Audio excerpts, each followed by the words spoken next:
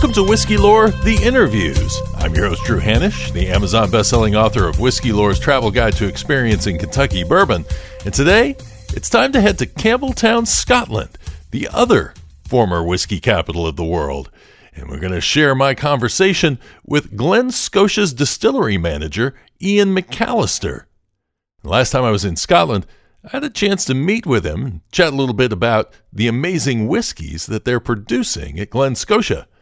And today, we're not only going to talk about his distilling process, but we'll also talk a little bit about Campbeltown itself, his experience growing up there, and some of the stories and history surrounding the town.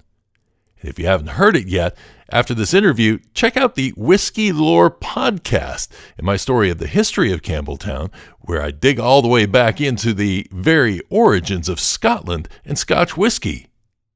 But right now, let's jump right into my interview with Iain McAllister of Glen Scotia Distillery. Hello, Iain. Welcome to the show. Hello, Drew. Yeah, thank you very much for having me. Pleasure to be here. So, Glen Scotia is in Campbeltown, and Campbeltown is something I'm going to be featuring in my Whiskey Lore podcast, telling the history.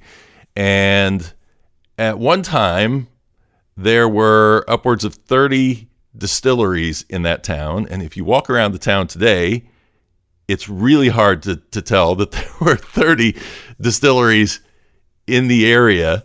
It was called the whiskey capital of the world. So when you were growing up in Campbeltown, was this something that you heard on and off, or was it kind of not talked about? Or because that was a pretty big impact on that town. Yeah, absolutely, Drew. As you say, Campbeltown, the association with it, and as I say, I was born in Campbeltown, so it's obviously something that's, you heard through the years as you were growing up. Obviously, the association with whiskey in Campbeltown. It's unique. It's a small town in the west coast of Scotland. The population nowadays, you'd be lucky if it's 5,000. The very maximum, there would be about 9,000 people here. But as you quite rightly say, you think, where were all these distilleries? Well, these distilleries would be small affairs. They'd be small, compact units. They would start off, with very limited production. They would come from, some of them from illicit backgrounds, etc. And they would obviously develop. And the geography of Campbeltown, especially obviously its maritime position, obviously lent itself to that development through wealth, external wealth that was made in other industries, which was obviously carried forth into the whiskey industry. So, as you say, there's certainly a uniqueness there, that is evident. It's tangible, it really is. I had fun walking around town and actually had a map of where all the old distilleries were. So it was interesting to see because there were a lot of flats around and they looked like they'd been there for a long time. So it seems like it rolled over from being a town of distilleries to a town of just people living there. So what was the industry that was supporting Campbeltown after all these distilleries disappeared? Well, as I say, the whiskey industry obviously had a huge significance in Campbeltown, and it's quite interesting when you consider, was whiskey ever accepted in Campbeltown? It was a source of income, but it was never really publicised. There were certain individuals, journalists, Alfred Barnard, etc., who came to Campbeltown, and obviously they're a great resource from that time period, the latter half of the 19th century. But obviously people were really religious in that time period, so there wasn't a lot of photography or pictures from that era, and that continued. Really, I can remember looking at papers from the late 70s, and I think it was a centenary of the local paper, and I looked through the paper and it highlighted farming, fishing, forestry, there was a clothing factory, etc. at that time, and I don't think there was anything that mentioned whiskey.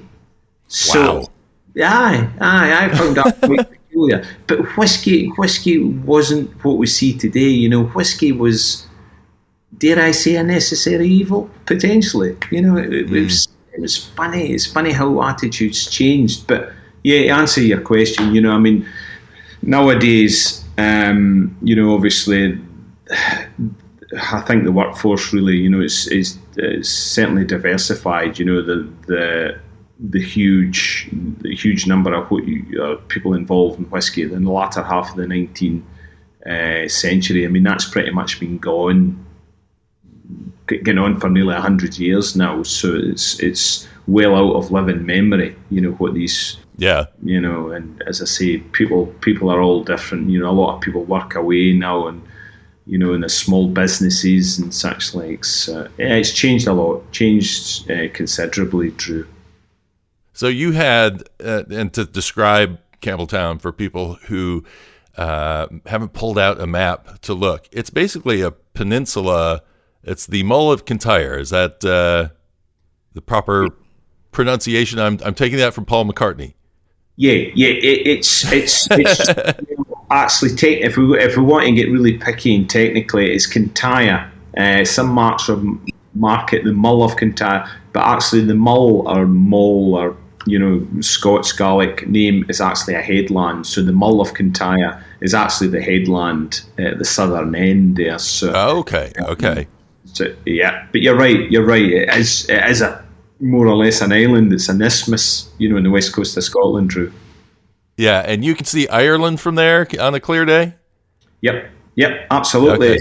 12 mile. It might not even be as far as that, but you know, it's roughly about 10-ish miles, I think, over the Irish coast that is furthest. So it's very, very close. And you know, it's a good point because there's always been that huge historical connection with Ireland and obviously the west coast of Scotland. You know, the early Scots, the Gaels, you know, they obviously came up this way and colonised and potentially took whisky distilling with them.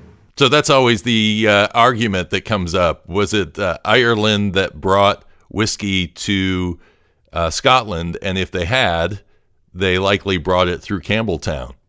Well, yes. I mean, obviously... Or the area. Yeah, I think so. You know, I think, yeah, absolutely. I would pretty much bet my money on, obviously, coming up through Ireland. You know, obviously there was, at that time, you know, Christianity and whatever, you know, coming up through Ireland. Ireland was probably slightly more stable than the west coast of Scotland was. You know, the Picts and whatever that was resident in Scotland. So there'd been that, obviously, that thoroughfare, if you like, of you know, knowledge. You know, there was obviously the missionaries at that early, when you go right back early period. So undoubtedly they would have taken distillation or the techniques of distillation with them up through Ireland, up to Dalriada, which obviously it became. So during the early years of development of that area, fishing was a big industry. Herring apparently was your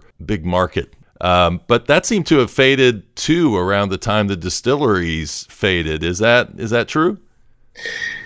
Yeah. I mean, the herring fisheries really, they pretty much predated the distilleries. So a lot of the wealth came from the fisheries and such. Like, obviously, as I say, Campbeltown geographically was perfect for the herring fisheries, and the herring used to go up the famous Loch Fyne, which is obviously on the inward side. If you look at Kintyre on the map, you'll see the Firth of Clyde, Loch Fyne, etc. So there was a huge bounty, you know, available. And bounty, I mean, in this, you know, the fish available at that time. You know, there was herring fisheries, so huge wealths, local wealths were developed, you know, or gleaned from that. So that fishery predated, and it continued right up through, you know, the mid to early 18th century, right up until, oh my goodness, I'm trying to think, probably right up until about the 1970s, but in a far smaller scale. You know, the herring fishery would have been evident here, but it's all gone now, I'm afraid. Wow.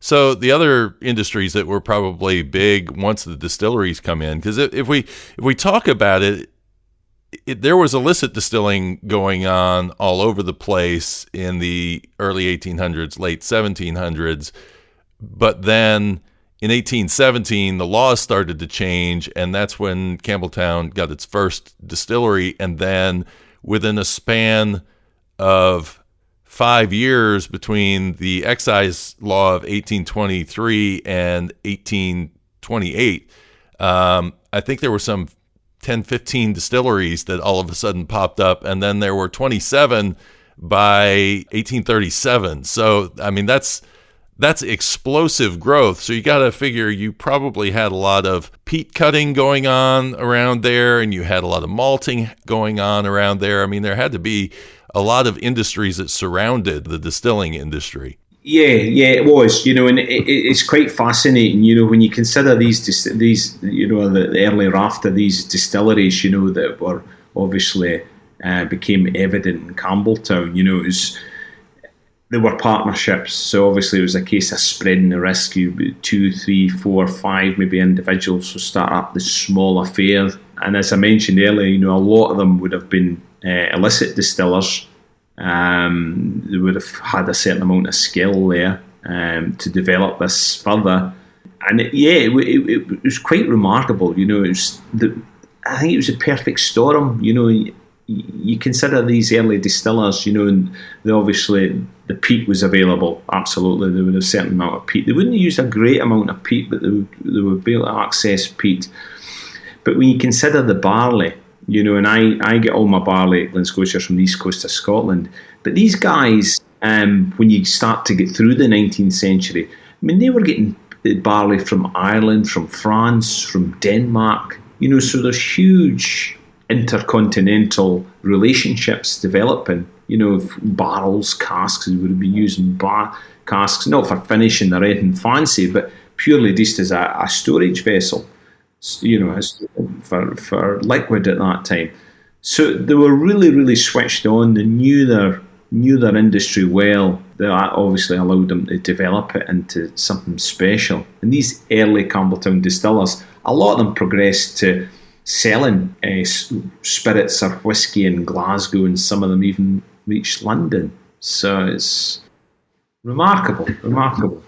So the thing I would assume is that because you are on this outer part of Scotland, closest to America, that if whiskey was going to get shipped out, it probably would have shipped out of Campbeltown. Was there any export that you know of going on out to America? I mean, I know there was scotch being consumed in the late 19th century, but prior to that, I don't think there was a lot going on. No, as you quite rightly say, Drew, Campbeltown obviously was strategically placed for that transatlantic trade. Whether you wanted it to be or not, it was obviously a first port of call. I have read it previously. I think there was a certain association with Glen Scotia and prohibition in the US. So a lot of this stuff would have went from Campbeltown into Canada. And obviously cross-border, obviously smuggled. And there's a famous story that I've told a lot of people, and it actually comes out of one of Angus Martin's book. Campbeltown distillers, some of them owned vessels, for barley and moving goods about and such like. They could potentially bring certain casks back from the continent. But this highlights to me how mobile and how on the ball these early distillers were.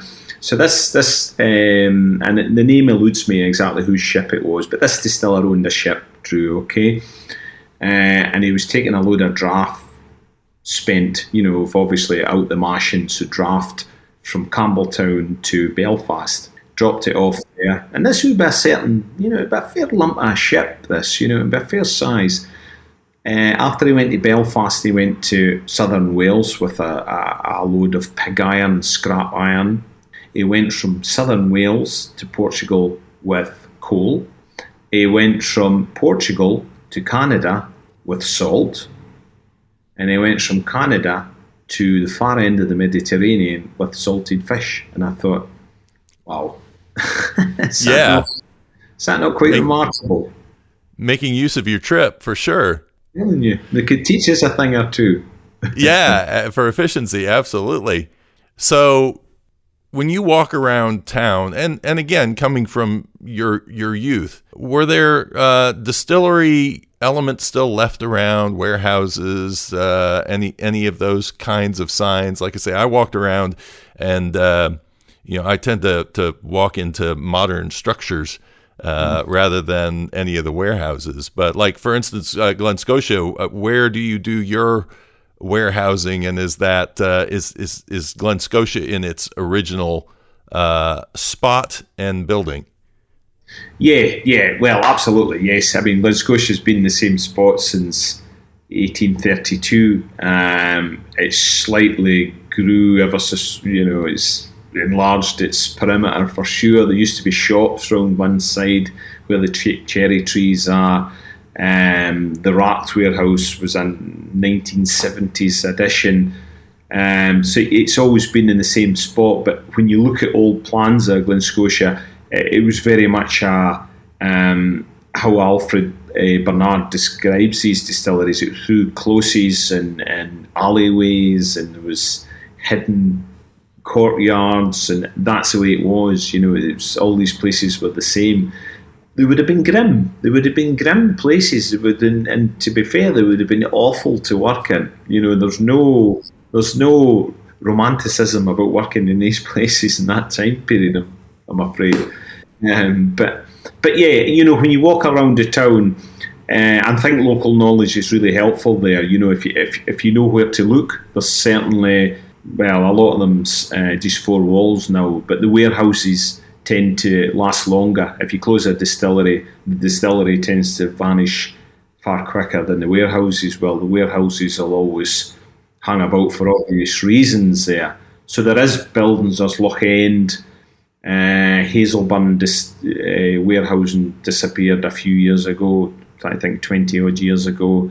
There's different places about. Springbank's still got a lot of the old original Dunwich warehousing along Glebe Street, and we've got the new place. So yeah, there's certainly buildings that's obviously in other use, and if you know where to look, you can see that frenetic building boom that went on, at a certain part where they were hurriedly trying to build distilleries and obviously, catch up with the neighbour, catch up with, they're all ready to produce whiskey.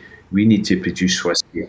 Well, I think that tradition of quick building of distilleries probably came from the illicit distilling and the fact that they learned how to build one quickly so that they could have some production, and then if it was discovered, then they could build somewhere else quickly and be able to do it. And I mean, you got to know how to build a distillery quickly if you're going to have so many of them developed within such a short period of time. And it was some of the same names, like Colville, I think, was a name that I saw frequently attached to several of the distilleries in those early days.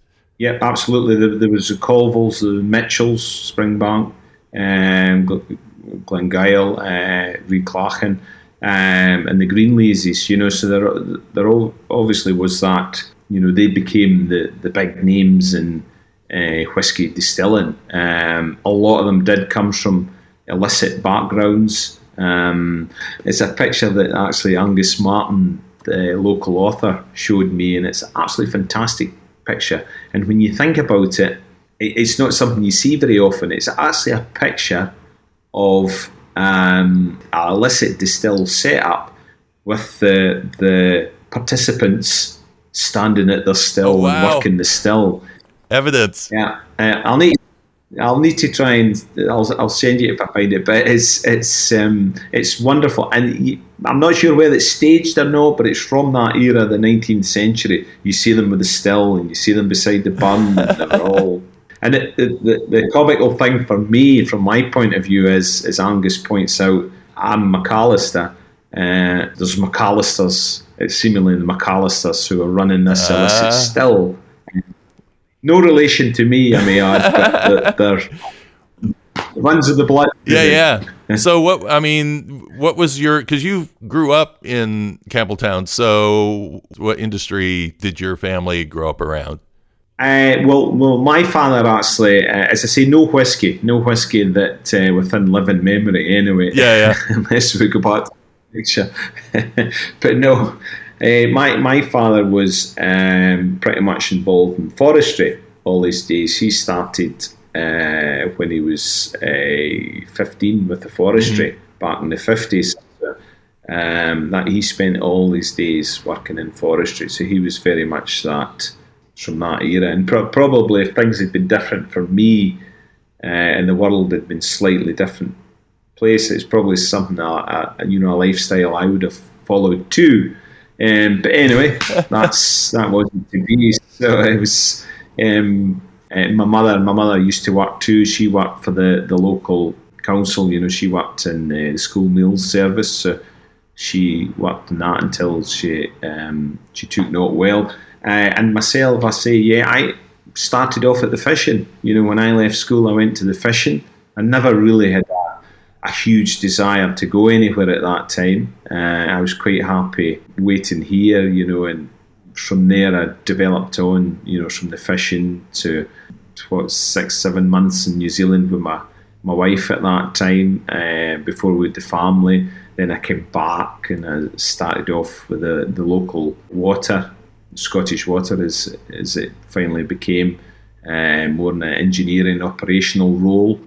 I always had a love for whiskey, the history, the technicalities of making whiskey and everything about it. And I was lucky enough in 2008, to secure the role here at Glen Scotia. And I think, what I mentioned earlier, about Glen Scotia, I think it was very much a case at that time that probably the industry as it was even that short time ago, it was probably a role that maybe wouldn't appeal to many because it was very much a hands-on, sort the place out kind of role. And nowadays, if that same role would come up, you'd probably get folks from all around the world after it. Well, I was reading the David Stirk book on Campbeltown, and he said that when he looked at it in 2005, it needed a coat of paint, and I think he was being nice at that time. Yes, absolutely. I mean, you're right. When I started in 2008, it was it needed more than a coat of paint. If it was only the coat of paint it was needing, then we would be on a winner. It needed so much done to it. Drew, there was issues with all manner of apparatus, condensers, receivers, brewing tanks, pumps, everything really. The malting, the milling, side of it. The elevators and such like. So there was a huge amount needing looked at. So it was a huge task to get it all to where it needed to be. These early days, I was working quite closely with John Peterson at Lowland, and John was he was my boss at that time, but he was a fantastic guy. He's so knowledgeable about the whiskey industry in general. He obviously spent his whole life in it too, more or less. So it was a task. It was a task. So let's go a little bit through the history and talk about what we know of Glen Scotia. So when I was reading the book that I was going through, they kind of skipped over it, but it was established in 1832. So it was kind of at the tail end of all of this great development that was going on, that first big burst of distilleries coming in. And then a man named Duncan McCallum purchased it around 1891. And as I understand it, the building that's standing there now is the building that he had built in 1897. Correct. Yeah, absolutely. Yeah, you're right. I mean, well, it was actually built, 1832, was obviously, it was right bang slap in the middle of when you were getting the Springbank 1828, you would get Loch Ruin, Dillon-Tober, Glen Scotia, and a myriad of other distilleries. So they were all coming online at that time. Glen Scotia wise, it's stayed in the same hands right up until, as you mentioned, Drew, quite correctly, up until the 1890s. It was Stewart, Galbraith and Co. So there was a Stewart, a Galbraith, and other investors at that time. Once you get to that time period, then obviously a lot of the original owners were passing on, dying out, etc. So Duncan McCallum, a very interesting character. He was obviously born in Campbeltown. He came from nothing really, and he was obviously a very successful businessman. He owned Glen Scotia, ultimately Glen Nevis, Ardlissa.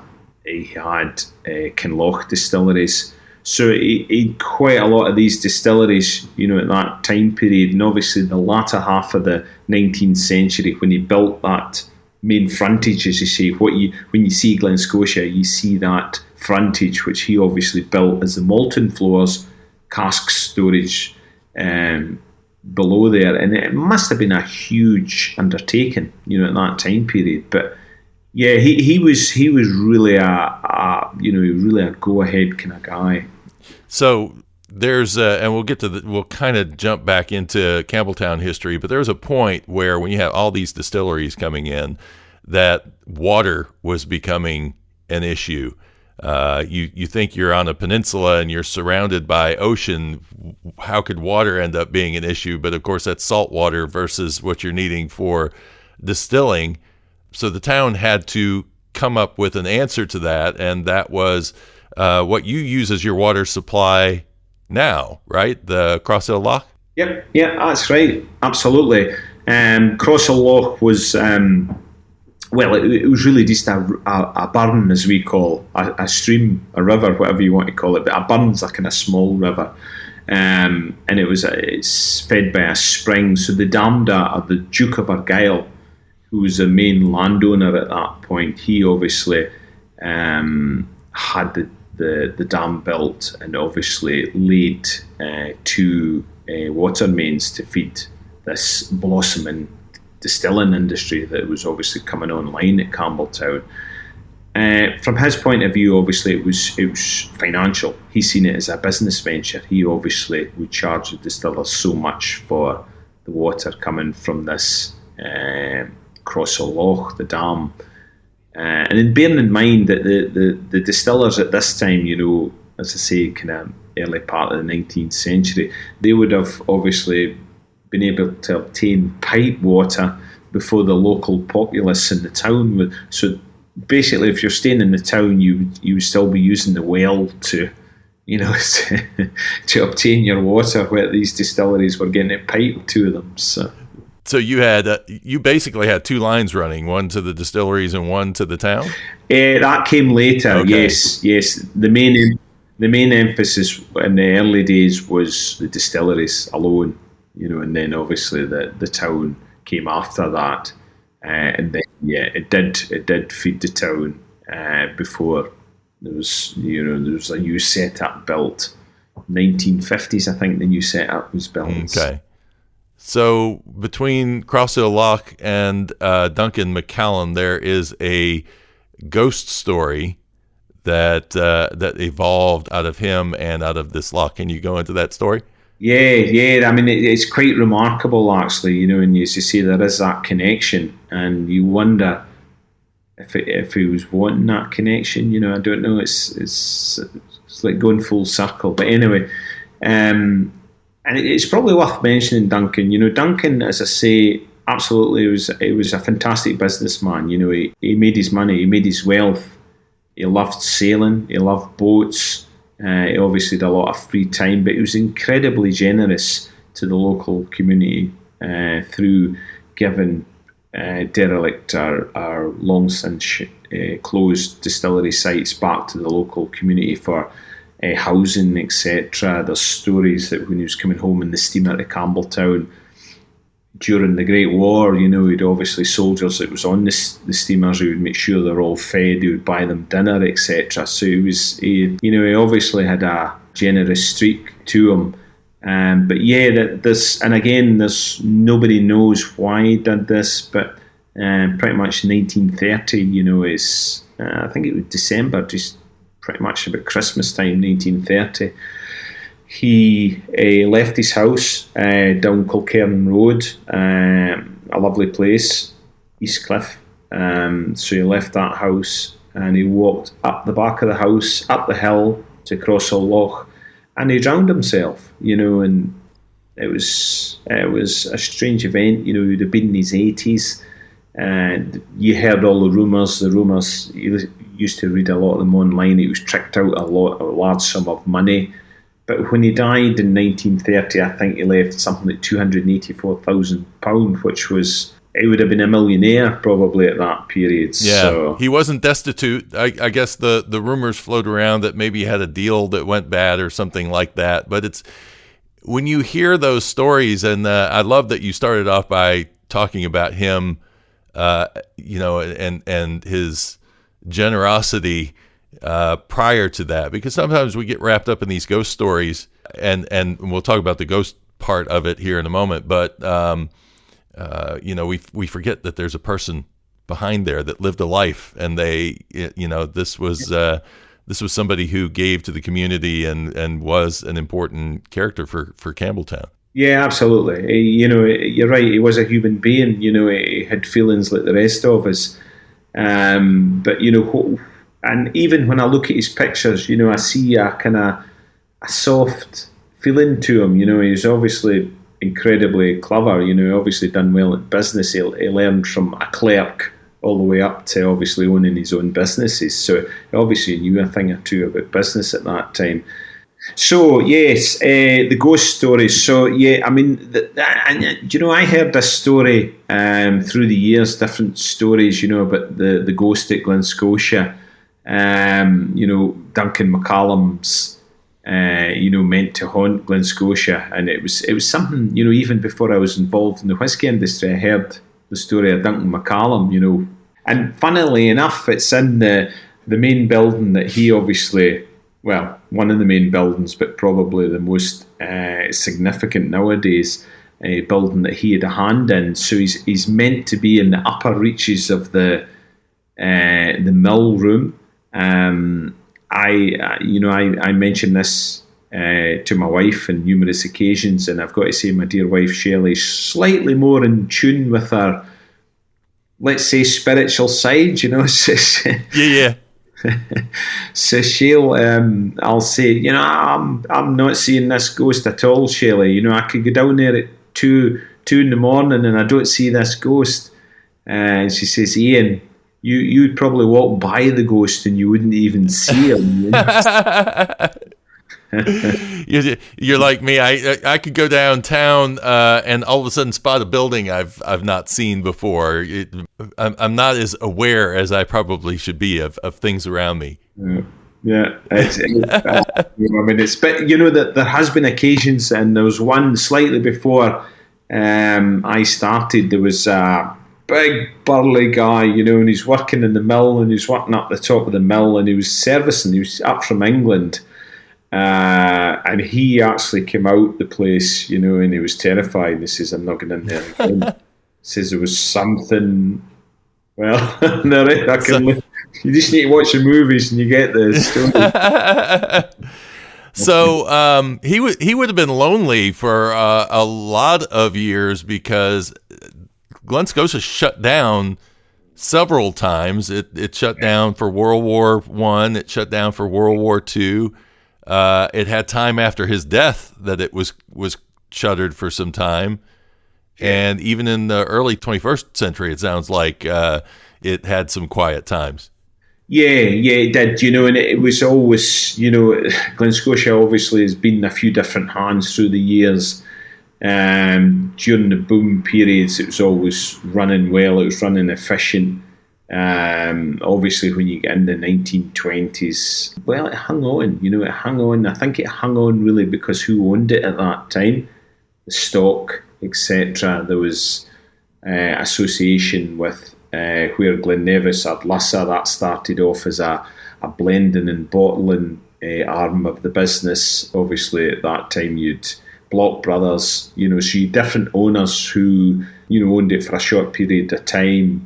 Hiram Walker, etc., right up until Gillis, and Gillis took it over. It was quite stable, right through the 60s, right up until more or less the end of the 70s, 1977.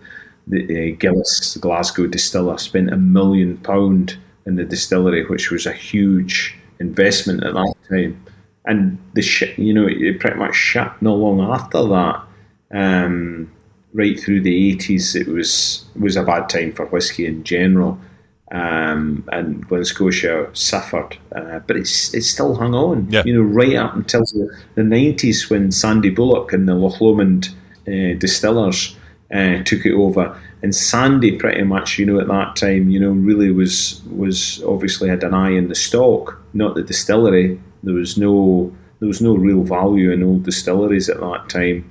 It was the stock at that time. So he bought it over.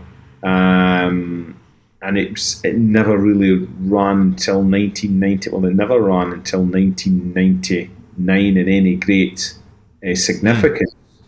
So through the 80s, there was start-stop. Gibson, when they had it again, 89, 1991, 92, there was little or no production at that period until we got to 1999. Then it obviously it's been stable from that period onwards. It's quite a checkered history.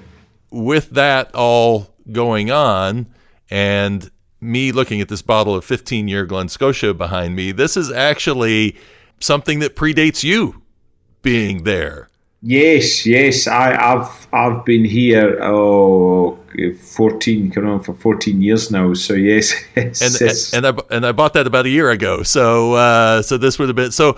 What was it like when you first stepped into the place? Did you start as a distillery manager, or did you was somebody was already distilling there?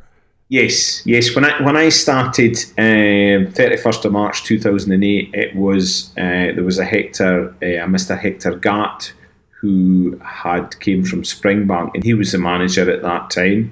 Hector would be in his 70s, and he was really looking to retire. So he was looking for the coverage. So as I say, at that time, it was good timing in my part. There was also a David Watson and Jim Grogan, Mr. Jim Grogan. So they were obviously, David was doing the mash and Jim was doing the distillation. So there was obviously a huge mountain to climb. The guys were doing really, really well. It was, there, especially in the production side, David and Jim. And probably, what I know now, if I considered back then, I would have maybe thought twice about it. So yeah. Quite a challenge. You had a lot of work to do. So when I was there, Archie was pointing out the stainless steel fermenters that you had, and that prior to that you had wood fermenters in there. So you had some money to go in and be able to make these improvements. Where did you start? Well, it was quite well. Yeah, I mean the fermenters were Corton steel, which was from the 1950s, 60s. So they were incredibly old. It was really just year by year, and really the first 5 years was really spent picking up the process. Just looking to where we had to be with Glen Scotia, because through the years, Glen Scotia, the spirit quality had got quite variable, so that we're really looking to just hammer that down and get a bit of stability in there, and obviously consolidate what we had here. And that really required certain changes of plant, for the, to establish that stability. The fermenters was a prime example. So really, you just got to start the whole process and replace bits that really needing replaced, and then work back. You work back from that point. The fermenters was obviously something that wasn't a necessity in day one, but it was something. I'm trying to think 2 years, 3 years down the line when I started. So. Same with the condenser. The condenser was obviously a necessity because we started to get holes in it. So that aspect was, was quite tricky. So yeah. So when I did this tour, I came in. It was around 3:00 in the afternoon, and Archie took us around on the tour, and he was very thorough, a lot of process, and so it was fun to hear the history part of it here.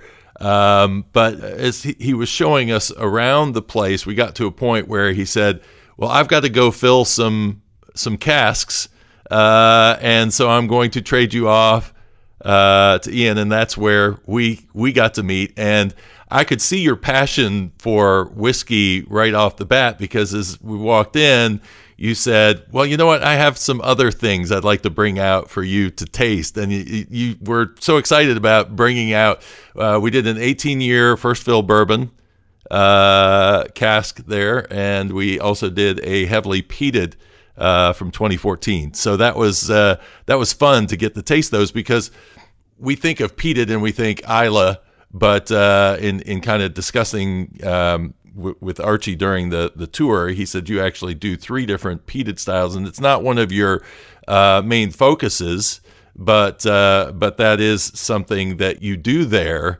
And so is that something that you wanted to incorporate? Was that your decision, or were they doing that prior to you being there? Yeah, well, there's always been association with peated whiskies in Campbeltown. Technically, whether you wanted to a lot of the early whiskies to be peated or not, they would have certainly had a peat reek, a smokiness to them to a lesser or greater degree. As far as, what happened at Glen Scotia again, used to have pretty much medium heavily peated, but it pretty much varied between 20 and the uppermost high 30s ppm, which was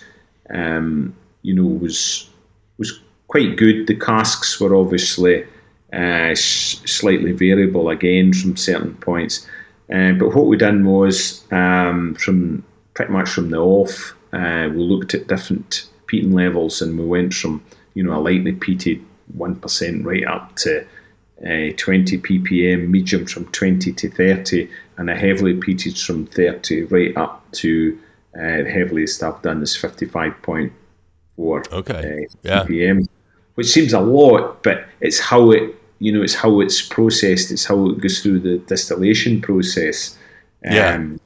So yeah, and I've got to say some of that early stuff, first fill bourbon, heavily peated, wonderful.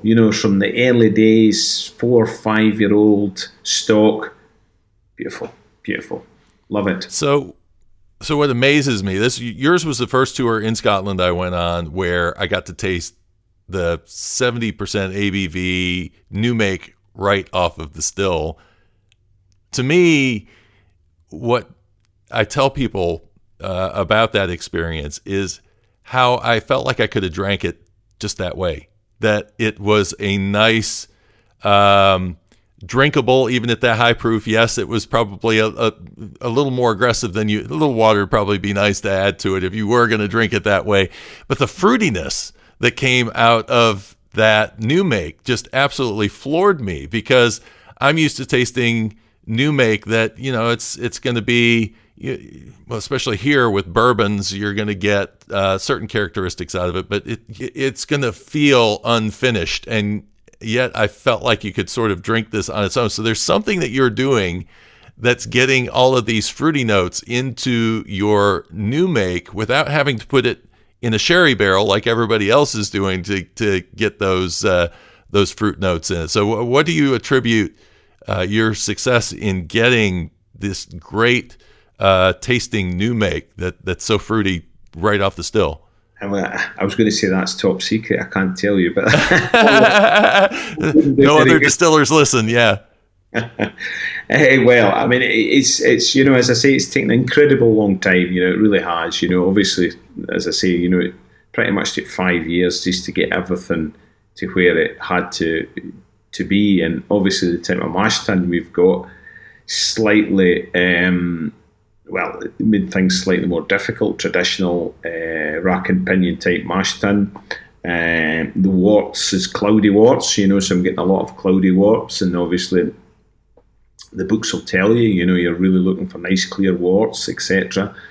It really, for me, as I say, it's really a combination of different things. It really has, and I think, if we jump to the end of the story here, what I'm going to mention is, I think with the you make spirit, as you mentioned it there, Drew, I think that's really important for any distillery, any company, any distiller. I think you've really got to have something that you're happy with at the end of the process that will stand on its own, that you don't necessarily have it in your own mind that I need to put this in a cask, and once it matures after 3, 4, 5, whatever years, then it's obviously going to be slightly more accessible. It should be accessible as soon as it comes off the still, and the cask, the time you get it after 3 to 4 years in that cask and you go back to it, then it should be wonderful. It should be wonderful. It should really, really be something special. And I think to get you make spirit like that is a huge effort. And it's not one particular area you've got to look at. You've got to really look at a lot of different facets, and of course, fermentation. Is a huge part of that, building up the higher alcohols, the acids, the esters, everything in that. Once you get that right, you're away. You go for a much longer fermentation on it? Is that part of it? Yeah, absolutely. I'm really getting a mixture of short, medium, long fermentations. So, and it's the end of that 10 mashes a week, which will obviously that's what we do here. We do 10 mashes a week, a mash being 2.8 ton. So we'll do 10 of these a week. We've got 9 washbacks. The first washback we're going to take 70 hours, and then that'll work right away up to 140 hours. So it'll give me an average of 128.8 hours. It varies some points, but that gives you a fantastic breadth of different flavours. And once you amalgamate them all, then obviously it's going to come to the end of the week when you've got 11,000 plus litres of new make spirit. Then hopefully that combination that you've obviously manufactured in the different fermentations will give you that wonderful, approachable flavour profile that really, really holds its own. So yeah, there's a lot to it, and it's something you've really just got to work at. You've got to get an understanding of the distillery in question. I think really is important. Well, you get a really nice mouthfeel out of it as well. We talked about that when we were doing the tasting at the distillery, was that nice kind of oily, kind of a thick mouthfeel on a whiskey is part of the pleasure of drinking it. So you don't chill filter. No, well, we tend not to. Some of the core range used to be, but I think it's something that they're trying to take out, so we should be at pretty much a stage that's done away with going forward. Yeah. Is there something you do during the distillation process also? Is it shape of pot still, or how long that you're distilling that kind of adds maybe to that character? Yeah, absolutely. Obviously Campbeltown, so you're going to get that association.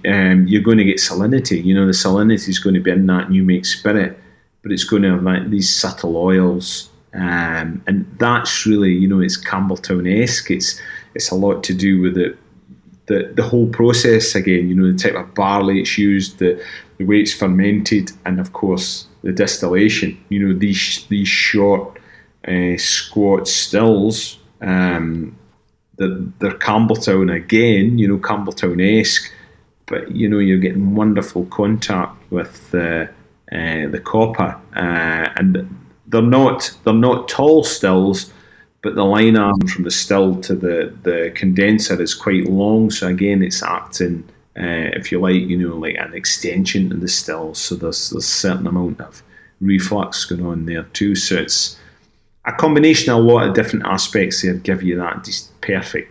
Not too overly oily, but just a lovely balance of the oils, the salinity, the flavour profile, nice robustness there. everything just right. Yeah. So you talk about the Campbeltown style, and it takes me back to a story that I read in the book on Campbeltown that I was reading about, that there was a guy that was pretty much producing all the stills for all of these distilleries.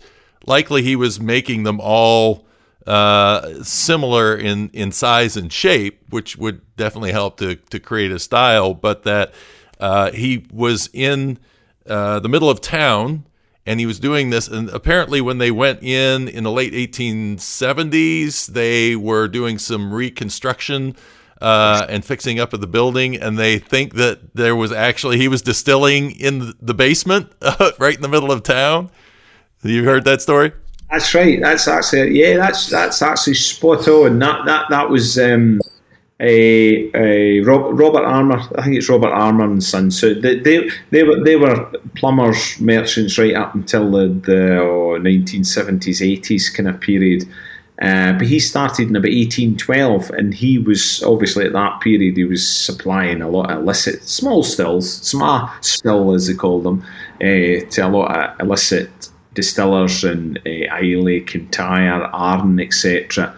But you're right, he had a premises on Main Street, and I think they were doing some renovation work in the 1890s, and I think they uncovered a cellar, and they found a small still, and the still was basically plumbed into the chimney.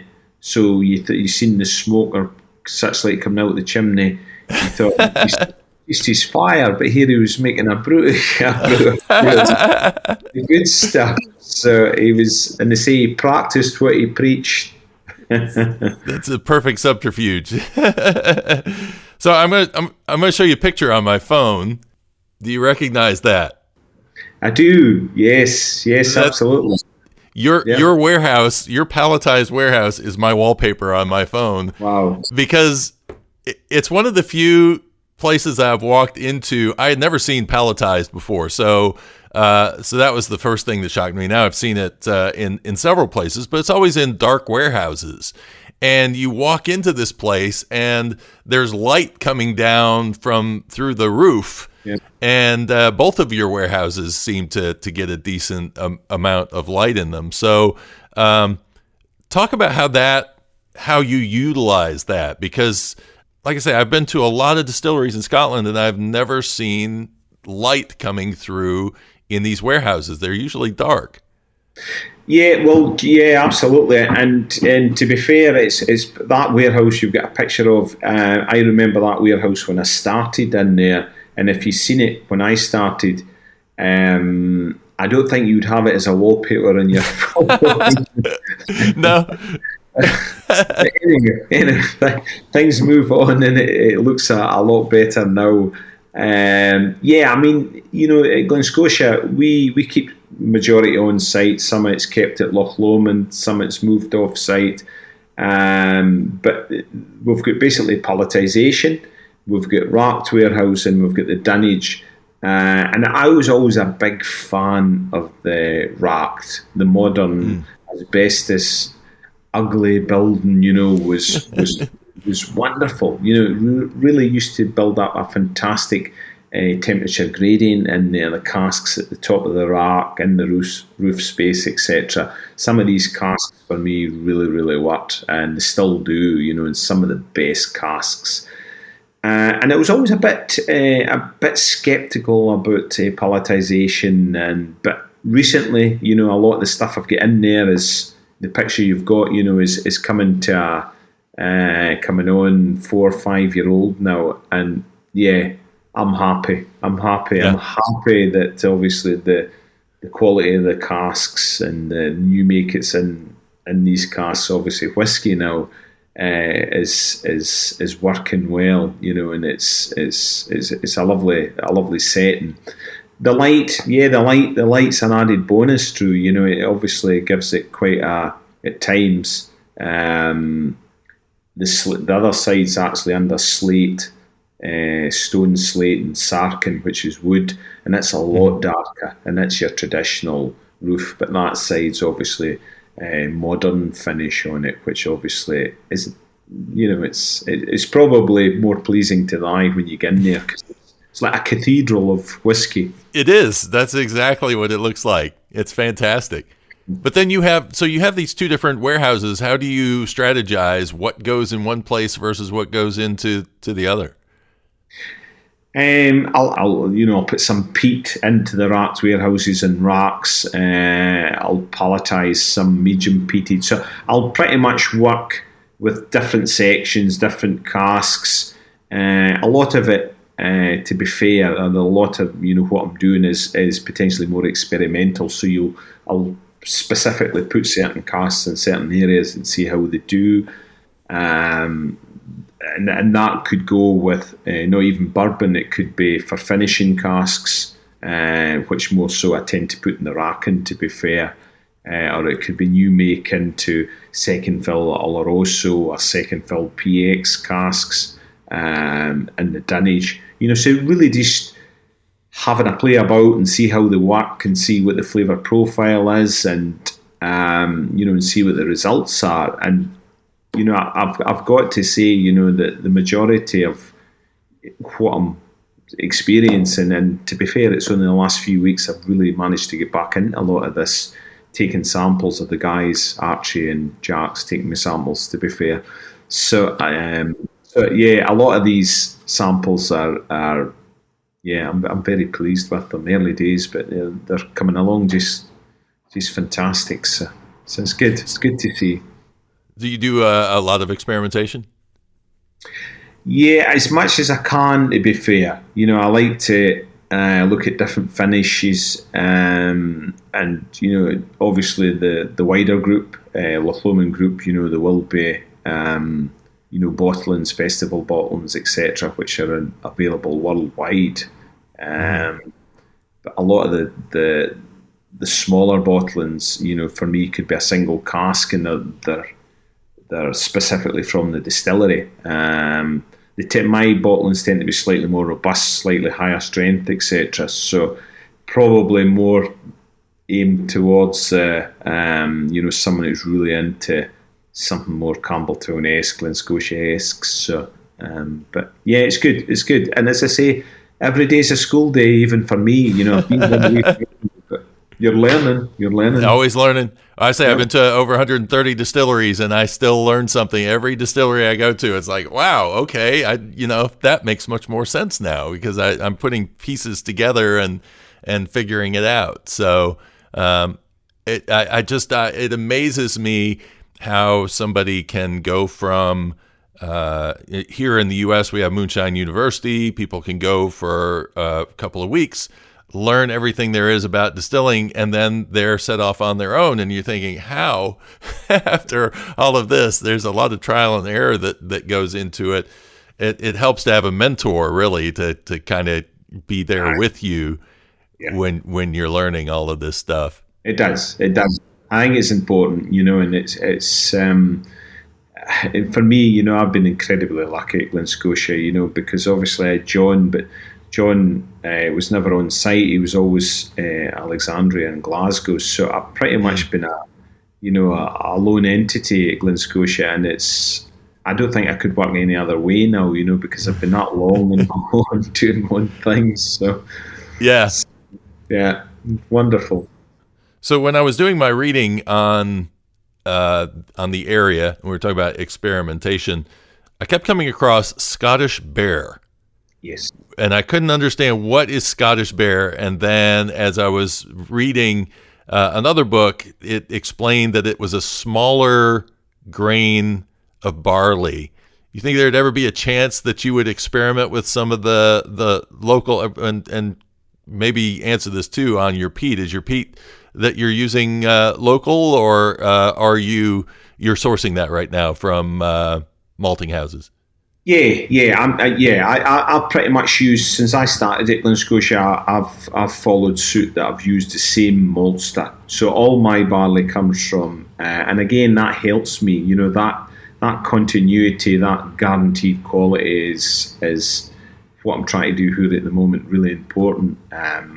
So that is fundamental for me. It's all Scottish. It's all grown in Perthshire.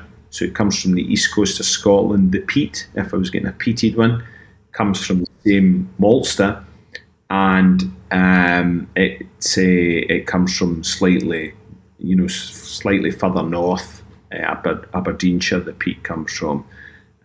Obviously, peat cutting and such like, is the environmental, trade-off for that. So you really got to be careful, where it's coming from and what you're doing with it, etc. So there's a lot to consider there. As I say, the whole aspect is really, for me, as I say, that is that continuity. So regarding local barley, if I wanted to potentially, have a farmer grow me some barley here, obviously because I can't malt on site at Glen Scotia, that stopped in the 1950s. So it would probably need to go off site and go to that same maltster and come back to me. It's something I would love to do, and it's something probably I will do at some point.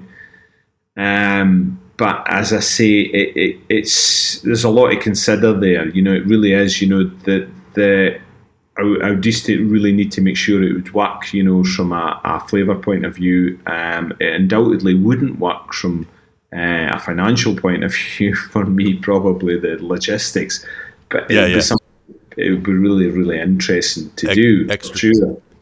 Extra special bottle. Yeah, I wonder what the difference in the taste of it. Have you ever tasted Scottish Bear to see if there's a flavor difference between that and regular barley?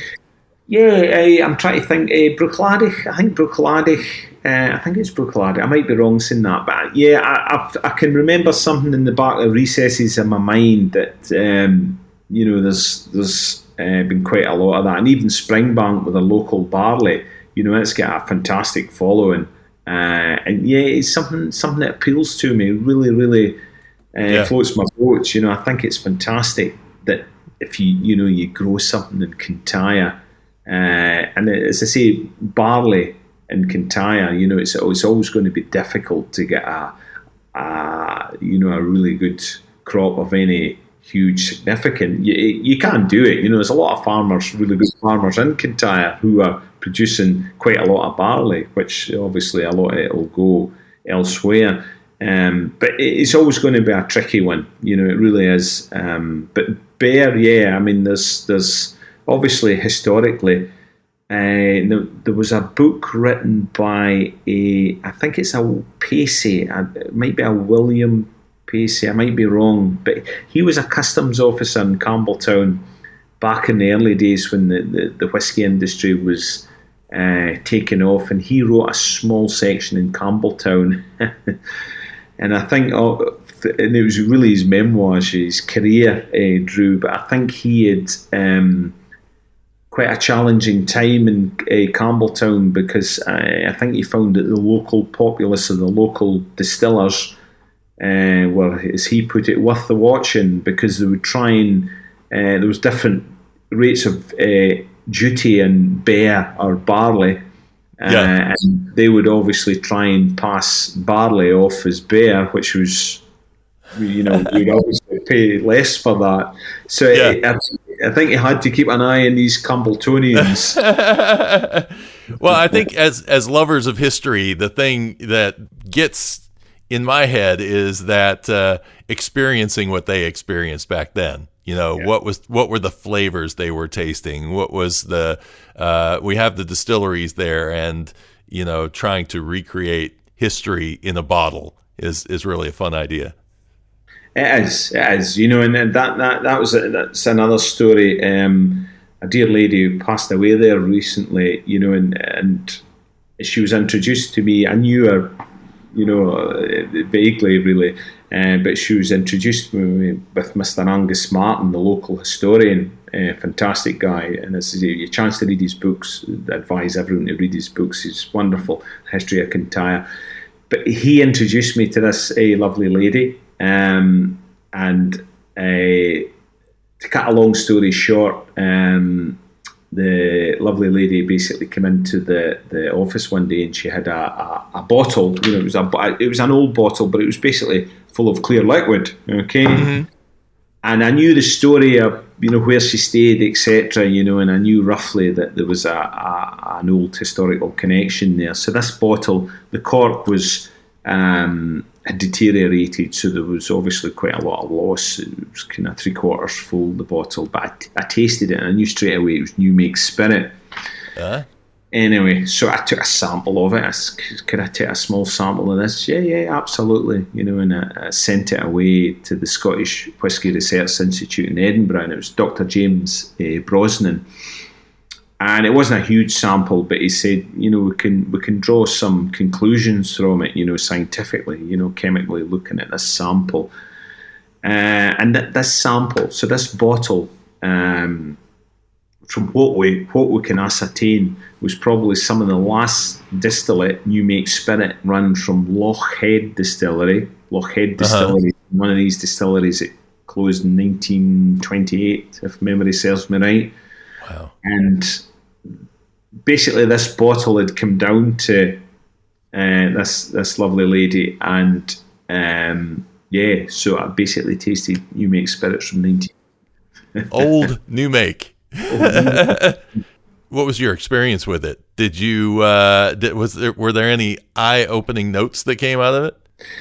Yeah, I mean, I think, to be fair, it was quite hard to ascertain, because I think it lost a lot of its volatility through the oxidization, etc. With the atmosphere.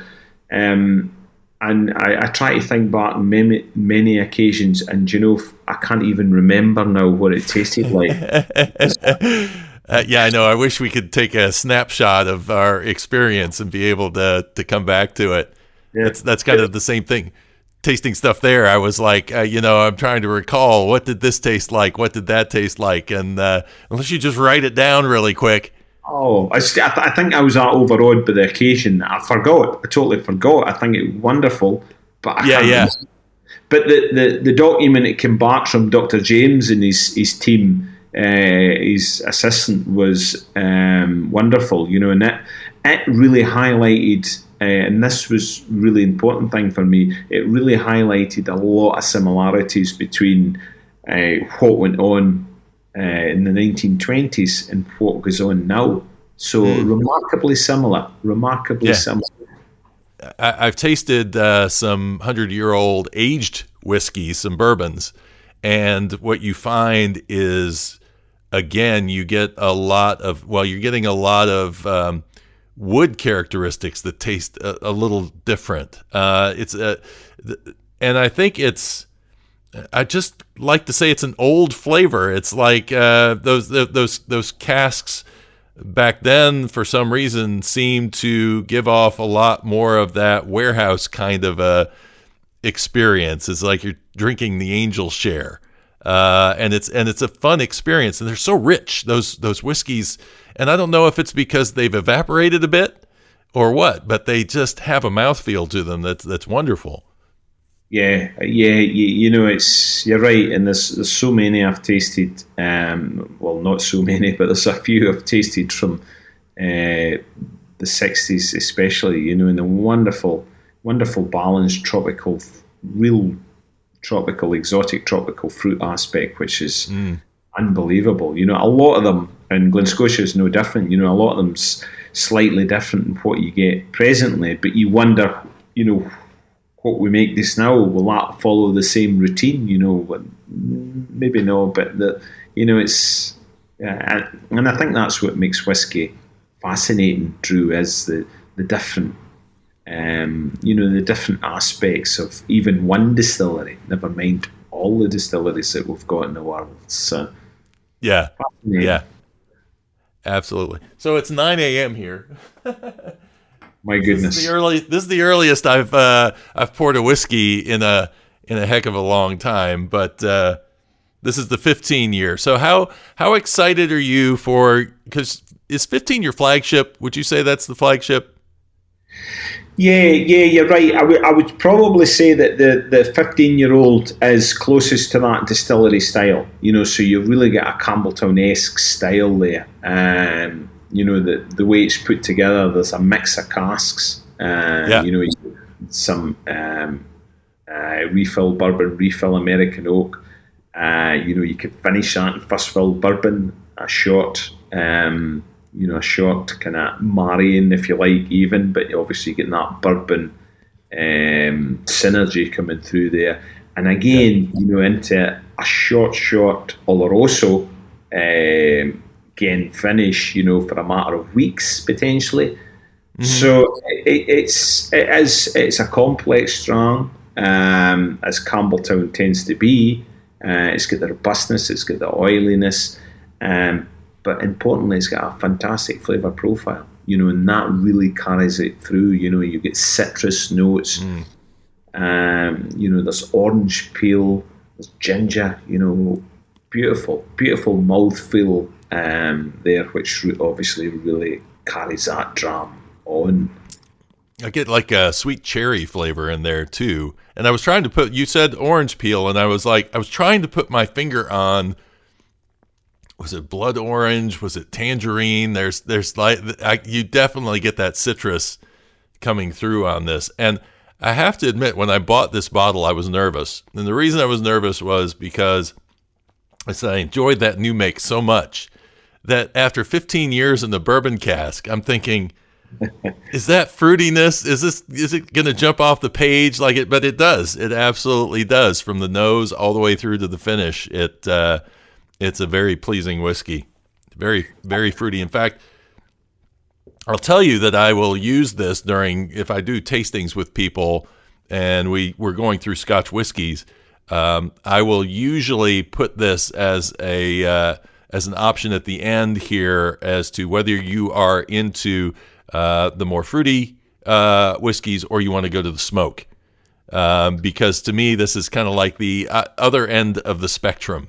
This really gives you what you kind of expect to get out of Speyside whiskeys, that very sherry fruit, but you're coming out of American barrels rather than coming out of sherry barrels. Yeah, and it's a very good point. You're absolutely spot on there, Drew. And probably as Campbeltown goes, is getting to the lighter end of that robustness, for sure. So it's I've very much been flavour driven, with the fermentations, etc. at Glen Scotia. But yeah, it's interesting what you can do, though. Absolutely, with different casks, with different finishes, it's quite remarkable how you can, you can give it slightly more body, more robustness there, which really, dials it down a notch or two. So, but that whiskey for me is fantastic. If you want to represent Glen Scotia, Campbeltown, and get an insight into the distillery, through that wonderful flavour profile, which is complex. The casks, is there's a lot going on there. So, but it's dead easy to drink, isn't it? And it is. It is. Yeah. It's even at 9:00 in the morning. I'm cheating a bit. Yes. Well, fantastic. Iain, I really appreciate you going through the history, and I so enjoyed my visit there, and I'm glad to get to share with the audience a little bit of that experience through the power of the internet. And thank you so much. I look forward to an opportunity to talk with you again sometime in the future. Absolutely. It's as I say, it's great to catch up with you, Drew, and you're always welcome. It's Campbeltown is always welcoming, as I say, to yourself and your friends or whoever, and especially at Glen Scotia. We'd love to see you again. And yeah, absolutely. Thank you for having me on. It's been great to chat with you and talk about Campbeltown. So yeah, thank you very much. And if you want to learn more about Glen Scotia, head to glenscotia.com.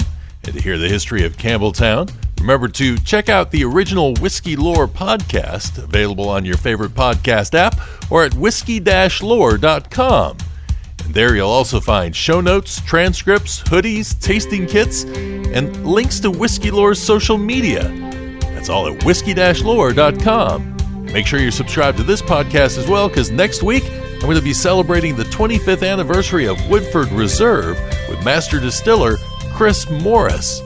We're going to take a deep dive into bourbon history and also do some tasting of a special bottling. That's next Wednesday here on Whiskey Lore, The Interviews.